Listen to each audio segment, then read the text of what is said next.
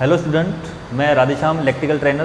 स्वागत है आपका आज की इस वीडियो में। स्टूडेंट, पिछली वीडियो में हमने इलेक्ट्रिकल मेजरमेंट के बारे में अध्ययन किया था। आज हम इस वीडियो के अंदर डोमेस्टिक इलेक्ट्रिकल अप्लायंस, हिंदी में इसको बोलते हैं घरेलू विद्युत उपकरण, मतलब घरों में जो उपकरण यूज कर रहे हैं, जैसे फॉर एग्जांपल विद्युत हीटर है, इलेक्ट्रिक आयरन है जिसको हिंदी में विद्युत प्रेस बोलते हैं, इलेक्ट्रिक गीज़र है पानी गर्म करने वाला, फ्रिज है, रेफ्रिजरेशन है, वॉशिंग मशीन है। इनकी संरचनाएं क्या है, किस सिद्धांत पर ये कार्य करती हैं और इनकी कार्यप्रणाली क्या है, ये किन किन धातुओं से मिलकर बनी होती है, अगर इनमें कोई फॉल्ट आता है तो अपने कैसे रिमूव करेंगे, तो इन सब चीज़ों का अपने वीडियो के अंदर अध्ययन करेंगे। तो सबसे पहले मैं इलेक्ट्रिक आयरन, जिसको हिंदी में बोलते हैं विद्युत प्रेस, उसकी संरचना और कार्य प्रणाली के बारे में बताऊंगा। तो इलेक्ट्रिक आयरन विद्युत प्रेस, आपको पता है स्टूडेंट कि हम विद्युत कपड़ों को प्रेस करने के काम में लेते हैं। तो इसके अंदर क्या क्या भाग होते हैं। एक साधारण जो इलेक्ट्रिक आयरन है उसमें जो ये नाम मैंने दे रखे हैं, ये सारे इसके भाग हैं। कम से कम 8 भाग मैंने इस पे लिख रखे हैं। तो अपने बारी बारी से इनके बारे में थोड़ा डिस्कस कर लेते हैं। सबसे पहला भाग है जैसे सोल प्लेट। सोल प्लेट आपने देखा है स्टूडेंट कि जो सोल प्लेट होती है, जो प्रेस का नीचे का भाग है, जो कपड़े के साथ टच होता है, जिसको कपड़े के ऊपर अपने चलाते हैं, मूव कराते हैं, वो सोल प्लेट होती है। वो सोल प्लेट जो होती है किस धातु की बनी होती है? माइल्ड स्टील की। किसकी बनी होती है? माइल्ड स्टील की बनी होती है। जैसे मैंने ये छोटा सा एक डायग्राम बनाया है, इसमें देखो ये नीचे वाला जो भाग है ये माइल्ड स्टील का बना होता है, जिसे अपने सोल प्लेट कहते हैं। और ये आधार कहलाता है। प्रेस का क्या कहलाएगा? आधार या बेस कहलाएगा।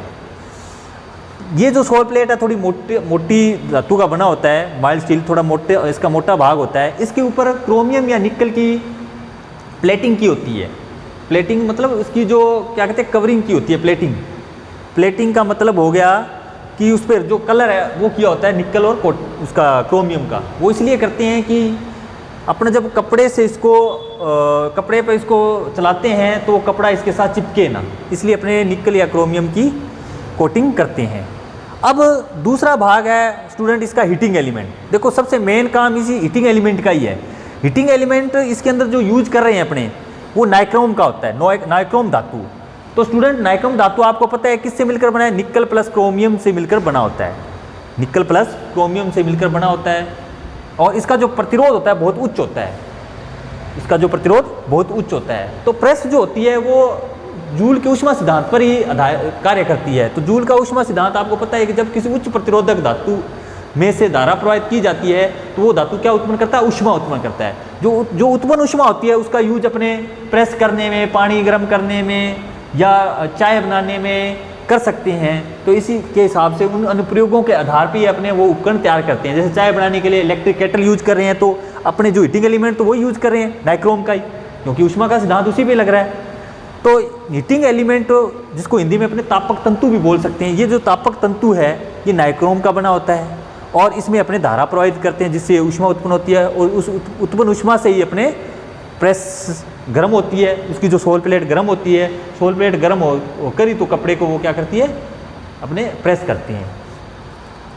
अब एस्बेस्टोस शीट। एस्बेस्टोस शीट देखो, जो हीटिंग एलिमेंट है, हीटिंग एलिमेंट जो होता है अपने डायरेक्टली एक चालक धातु है, तो उसको अपने डायरेक्ट सोल प्लेट पे तो अपने नहीं लगा सकते, इसलिए हीटिंग एलिमेंट को अपने कवर करके लगाते हैं। तो किस में कवर लगाते हैं? माइका धातु के अंदर कवर करके लगाते हैं। जैसे ये हीटिंग एलिमेंट मैंने शो कर रखा है, इसको अपने क्या है कि माइका धातु की पतली शीट होती है उसके अंदर लगाया जाता है, ताकि ये जो नाइक्रोम है डायरेक्टली सोल प्लेट से संपर्क में ना आए। क्योंकि जब अपने प्रेस करेंगे तो हो सकता है कि अपने जब नाइक्रोम धातु में धारा बहेगी तो वो सोल प्लेट को जब नाइक्रोम धातु टच करेगा तो पूरी प्रेस के अंदर करंट प्रवाहित होगा, तो वो अपने को विद्युत झटका दे सकता है। उस विद्युत झटके से बचने के लिए हीटिंग एलिमेंट को विद्युत रोधी बनाया जाता है, दोनों तरफ से, ऊपर से भी और नीचे से भी। अब हीटिंग एलिमेंट जो होता है उसको अपने माइका धातु, एक विचालक धातु है, उस विचालक धातु के अंदर पतली शीट के अंदर रख कर ही अपने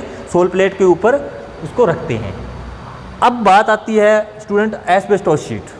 अब देखो हीटिंग एलिमेंट के नीचे भी माइका शीट है और ऊपर भी माइका शीट है, उसके ऊपर अपने एस्बेस्टोस शीट लगा देते हैं। अब एस्बेस्टोस धातु होता है जो क्या है? ऊष्मा का कुचालक है, एक तरह का ऊष्मा का कुचालक धातु है।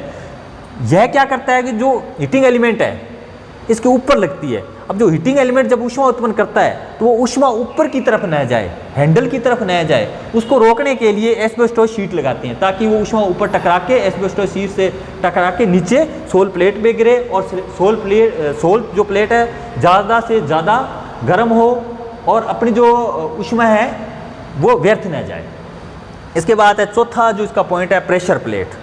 देखो स्टूडेंट, अब एस्बेस्टोस शीट के ऊपर प्रेशर प्लेट अपने डालते हैं। प्रेशर प्लेट भी किसकी बनी है? माइल्ड स्टील की बनी होती है, माइल्ड स्टील धातु की बनी होती है। प्रेशर प्लेट का काम है सोल प्लेट और हीटिंग एलिमेंट को वेल्ड करके रखना, उनको दबा कर रखना, ये इसका कार्य है। उसके बाद है जी कवर।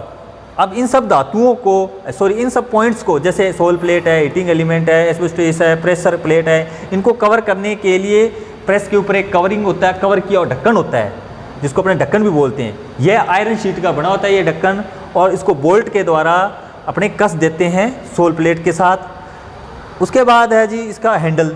अब प्रेस को चलाने के लिए कपड़े के ऊपर हैंडल होता है। ये हैंडल आपको पता है प्लास्टिक का हो सकता है, लकड़ी का हो सकता है। अब नीचे वाला पॉइंट है शॉकेट। अब विद्युत धारा प्रवाहित कराने के लिए कोर लगती है प्रेस के अंदर, जिसको अपने लीड भी बोलते हैं। वो जो लीड है, वो लीड लगाने के लिए अपने 3 पिन का शॉकेट लगा होता है। वो 3 पिन जो शॉकेट होता है वो पोर्सिलिन धातु का बना होता है, क्योंकि वो कुचालक होना चाहिए। उसके बाद है हील। अब अपने प्रेस जब करते हैं तो जब प्रेस करते हैं तो कपड़े पे डायरेक्टली तो उसको रख नहीं सकते, तो उसको किसी भी फर्श या लकड़ी पर टिकाने के लिए, खड़ा रखने के लिए हील का यूज किया जाता है। जो हील होती है वो इसकी लोहे की तार की हील बनी होती है, उसके ऊपर उसे अपने टिका के रख सकते हैं, किसी भी फर्श पर या लकड़ी के ऊपर रख सकते हैं। तो स्टूडेंट ये सब इसके भाग है, संरचनाएँ हैं इसकी।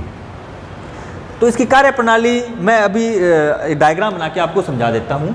स्टूडेंट अपने देखते हैं ऑटोमेटिक जो इलेक्ट्रिक आयरन है उसका जो सर्किट डायग्राम है वो इस तरह से बनेगा, क्योंकि पहले जो मैंने जो भाग बताए थे वो तो फिजिकली भाग अपने देख लिए थे भी बनी कैसी है और किन की धातुओं की बनी होती है। अब जब अपने धारा सप्लाई उसके अंदर करते हैं तो ये कार्य प्रणाली कार्य कैसे करेगी प्रेस, ठीक है। तो वो इसका जो इलेक्ट्रिकल सर्किट ये है। तो इस इलेक्ट्रिकल सर्किट में अपने देखते हैं ये इसका एक प्रतिरोध लगा हुआ है। ये न्यूट्रल जो अपने 2 पॉइंट देते हैं प्रेस को, एक तो देते हैं फेज और एक देते हैं न्यूट्रल, ठीक है। ये हो गया अपना रेजिस्टेंस लगा हुआ है। ये एक लैंप लगा हुआ है छोटा, इंडिकेटिंग लैंप बोलते हैं इसको, छोटा लैंप या एलईडी लैंप भी बोल सकते हैं। इसमें धारा के मान को अपने सीमित करने के लिए ये प्रतिरोध लगा हुआ है। ये हीटिंग एलिमेंट है इसके अंदर, ये हीटिंग एलिमेंट है जो नाइक्रोम का मैंने बताया था, वो हीटिंग एलिमेंट ये है। इसमें से जब धारा प्रवाहित होगी तो ऊष्मा उत्पन्न करेगा। इसी तरह अब इस हीटिंग एलिमेंट को जो अपने धारा दे रहे हैं वो अपने एक थर्मोस्टेट के द्वारा दे रहे हैं, एक थर्मोस्टेट के द्वारा दे रहे हैं, थर्मोस्टेट के द्वारा दे रहे हैं। थर्मोस्टेट मतलब नियत ऊष्मा देने के लिए। थर्मोस्टेट होता है एक स्विच होता है थर्मोस्टेट, जो क्या करता है, एक नियत ऊष्मा देता है। यह थर्मोस्टेट प्री तापमान पे इसको एडजस्ट करके ऑटोमेटिकली ये क्या करता है, सर्किट को ऑन ऑफ कर सकता है। मतलब नियत तापमान पर ये सर्किट को ऑन या ऑफ कर सकता है, ये इसकी एक विशेषता होती है। ये थर्मोस्टेट जो स्विच होता है ये बायोमेट्रिक स्ट्रिप का बना होता है, जैसे तांबा या लोहा प्लस लोहा। हमें पता है कि तांबा और लोहा दोनों का जो धैर्य है, प्रसार गुणांक है, अलग अलग है। मतलब टेम्परेचर सहन क्षमता जो होती है दोनों की अलग अलग है, तांबे की ज़्यादा है, लोहे की कम है। तो जब मैं धारा प्रवाहित करूँगा तो क्या होगा, इस प्रेस के अंदर जब धारा प्रवाहित करेंगे तो इसमें जो तांबा होता है वो क्या होता है कि इसकी तांबे की जो तरंग दैर्ध्य परास है वो कम है, तो ज़्यादा धारा पे क्या हो जाएगा, वो मुड़ जाएगा। तो इस तरह से ऑटोमेटिकली ये क्या कर देगा, सर्किट से प्रेस को या एलिमेंट के सप्लाई को काट देगा, जिससे एलिमेंट के अंदर सप्लाई जाना बंद हो जाएगी और वो ऊष्मा उत्पन्न नहीं करेगी और अपनी प्रेस गर्म होना बंद हो जाएगी। इसी तरह इसमें कपड़े के टाइप के प्रकार आधार पर अपने तापमान को एडजस्ट कर सकते हैं। किसके द्वारा, इस नोब के द्वारा, इस नोब स्क्रू के द्वारा अपने इसके तापमान को एडजस्ट कर सकते हैं, बायोमेट्रिक स्ट्रिप को एडजस्ट कर सकते हैं। ये इसके कॉन्टैक्ट है, 2 लगे हुए हैं जो, देखो ये कॉन्टैक्ट है। ये कॉन्टैक्ट सिल्वर के हो सकते हैं, चांदी या सिल्वर इसको बोलते हैं, इसके कॉन्टैक्ट होते हैं। इस नोब को जब अपने घुमाएंगे तो ये कम ज़्यादा, ये कॉन्टैक्ट को कम ज़्यादा अपने कर सकते हैं इसको।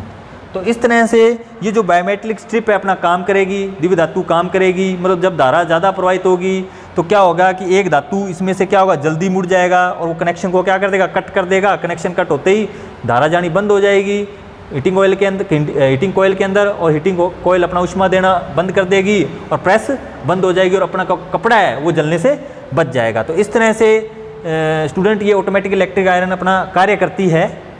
अगर आपको ये वीडियो पसंद आए तो लाइक करें, कमेंट करें। धन्यवाद।